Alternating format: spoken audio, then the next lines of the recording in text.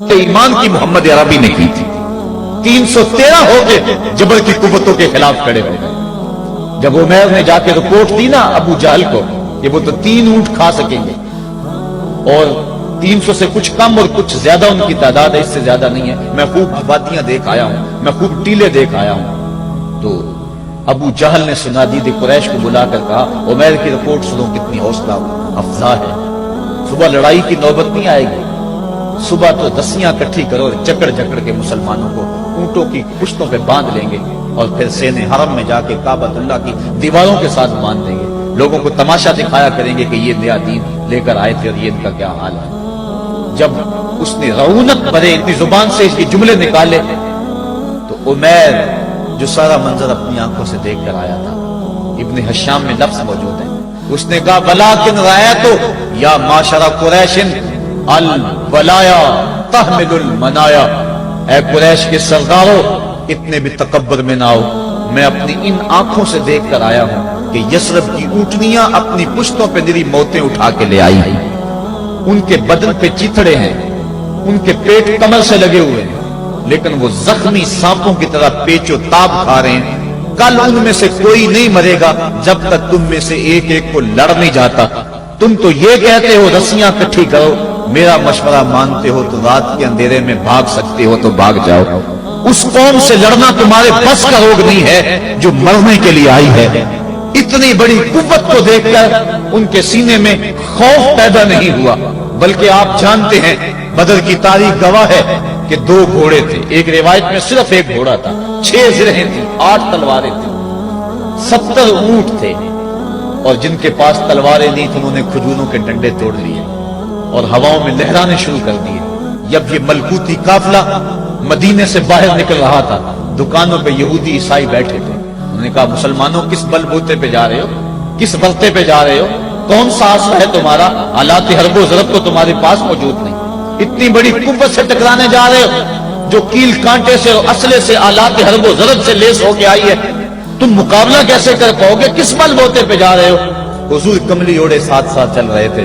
صحابہ نے اشارہ کر کے کہا نہ تیغ و تیر پر تکیا، نہ خنجر پر نہ بالے پر، بھروسہ ہے تو اس سادی سی کالی کملی والے پر.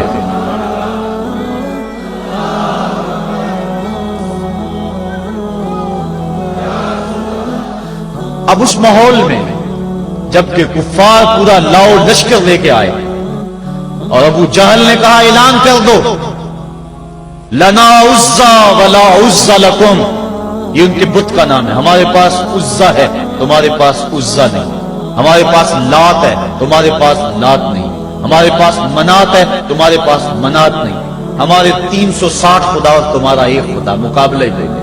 اس نے کہا کھڑے ہو کے اونچی جگہ پہ کہا اپنے نقیب کو اعلان کرو لنا عزا ولا عزا لکم. حضور کے کانوں میں آواز پڑی، فرمایا علی تم بھی اونچے ٹیلے پہ کھڑے ہو جاؤ اور تم ان کو جواب میں کہو اللہ مولانا ولا مولا لکم، اللہ ہمارا مولا ہے تمہارا مولا کوئی نہیں ہے. اور پھر حضور نے سجدے میں سر رکھ دیا. سجدہ اتنی بڑی قوت ہے، ہزاروں ایٹم بمبوں کے اندر وہ قوت نہیں ہے جو سجدے کے اندر طاقت رکھ رہی ہے. آج دنیا سے ہم ڈر رہے ہیں اس لیے کہ ہمارے سجدے چھن گئے ہیں، ہمارے سجدوں کی آبرو چھن گئی ہے، ہمارے سجدوں میں وہ حرارت اور گرمی نہیں رہی، وہ رقت اور وہ نرمی نہیں رہی. بدر کا میدان ہے، 1000 کا لشکر جرار مقابلے میں ہے اور وہ پورے لاؤ لشکر کے ساتھ ناز و تفاخر کے اندر مسلمانوں کو ملیا میٹ کر دینے کے جذبوں سے دانت پیس رہے ہیں کہ آج مسلمانوں کو کچا چبا دیں گے. مسلمانوں کے ساتھ پاس صرف 8 تلواریں اور ان کے بطن میں کھانے کے لیے کچھ نہیں. جس کھجور کو چوس کے روزہ رکھتے ہیں اسی کھجور کو چوس کے روزہ افطار کرتے ہیں. یہ حالت مسلمانوں کی، بدن پہ چتھڑے لگے ہوئے کپڑے ہیں، عجیب حالت ہے. پھر کون سا آسرا تھا جو مسلمانوں کے کام آیا؟ مصطفیٰ کریم نے مسجد عریش میں سجدے میں پیشانی جھکا دی. حضرت ابو بکر صدیق رضی اللہ تعالیٰ عنہ فرماتے ہیں میں حضور کے ساتھ تھا، ساری رات مصطفیٰ روتے رہے، آنکھوں میں آنسو ہیں. حضور کی چادر سر انور سے سلٹ کے حضور کے کندھوں پہ آ جاتی، پھر کندھوں سے پشت پہ آ جاتی. میں اٹھا کے حضور علیہ السلام کے سر پہ رکھتا اور کہتا حضور بس کرو. حضور بار بار روتے اور اللہ کی بارگاہ میں سجدے میں سر ڈال کر التجائیں کرتے. لفظ کیا تھے محبوب کی زبان پہ؟ آج تک ایسی ناز والی دعا کسی نے نہیں کی ہے جیسی دعا مصطفیٰ جان رحمت نے کی. مصطفیٰ کریم سجدے میں سر رکھا ہے اور کیا کہا؟ اللہم ان تہلک ہذہ العصابہ لم تعبد فی الارض ابدا.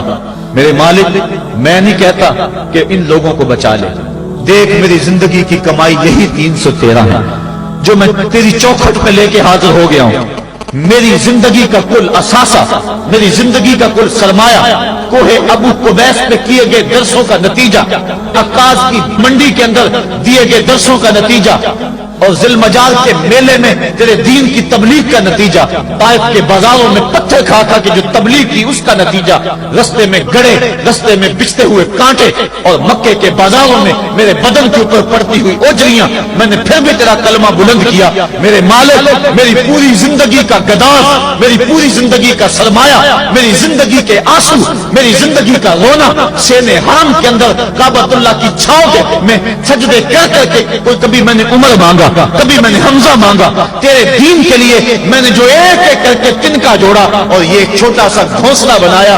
یہ گھونسلہ اب بجلیوں کی زد میں ہے، کفار کی بجلیاں اس گھونسلے کو جلا دینا چاہتی ہیں. میرے مالک میں یہ نہیں کہتا کہ میرا یہ گھونسلہ اور میری یہ مٹھی بھر جماعت اور یہ چند میرے لوگ اور یہ میرا سرمایہ اور اثاثہ، میری پوری زندگی کی کمائی، میری جوانی کا سرمایہ جو میں نے تیرے سامنے لا کے رکھ دیا ہے، میں یہ نہیں کہتا ان کو بچا لے. لیکن میرے مالک اگر یہ نہ رہے تو قیامت تک پھر تجھے بھی خدا کوئی نہیں کہے گا. ان تہلک ہذہ العصابہ لم تعبد فی الارض ابدا. اگر یہ نہ رہے تو قیامت تک تیرے نام کے ڈنکے بجانے والے بھی دنیا پہ نہیں ہوں گے. یہ حضور نے اللہ کی بارگاہ میں دعا کی اور سجدے میں سر رکھا ہے. حضور علیہ السلام کی آنکھوں میں اشک جاری ہے، سجدے سے قوت حاصل کی جا رہی ہے. دشمن کے مقابلے میں مصطفیٰ کریم سجدے میں سر رکھ کے اللہ سے آرزو کر رہے ہیں. حضرت سیدنا صدیق اکبر فرماتے ہیں اچانک حضور نے سر اٹھایا، میں خوش ہو گیا کہ حضور کے چہرے پہ مسکراہٹ تھی. حضور مسکراتے ہوئے فرمایا ابشر یا ابا بکر ھذا جبریل آخذ بعنان فرسہ. ابو بکر بشارت ہو، وہ جبریل اللہ کی مدد لے کر آ گئے. تو یہ سجدے تھے جن سجدوں نے ظالم اور جابر قوتوں کا منہ توڑ کے رکھ دیا. حضرت علی المرتضی روایت کرتے ہیں رضی اللہ تعالیٰ عنہ، فرماتے ہیں میں نے ہاتھ میں تلوار تھامی اور میدان میں کود پڑا. میں نے کئی کافروں کو واصل جہنم کیا، پھر پلٹ کے دیکھا کہ میں حضور کی زیارت کر رہا ہوں، لیکن مجھے حضور نظر نہ آئے. میں نے ڈھونڈا تو ایک سمت حضور نے پیشانی سجدے میں رکھی ہوئی تھی اور زبان پہ لفظ تھے یا حیو یا قیوم، یا حیو یا قیوم. حضور یہ پڑھتے جا رہے تھے، یا حیو یا قیوم کا وظیفہ پڑھتے جا رہے تھے اور سجدے میں پیشانی تھی حضور کی. میں پھر دوبارہ آیا اس سجدے سے جوش لے کر، اس سجدے سے گرمی اور حرارت لے کر، اور پھر دشمن کی صفوں میں کود گیا.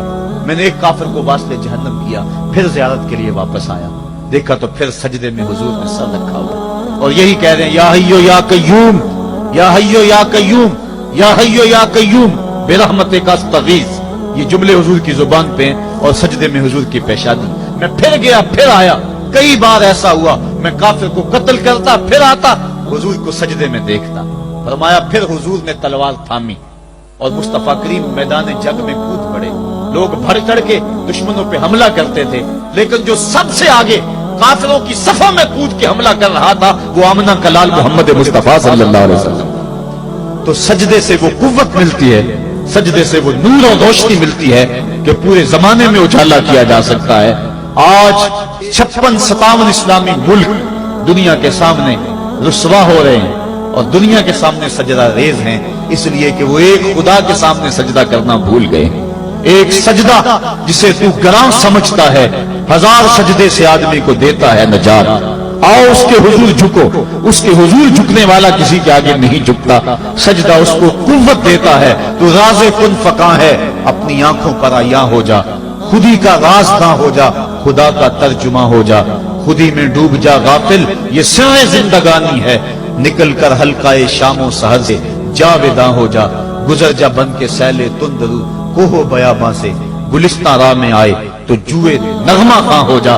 مالک کے حضور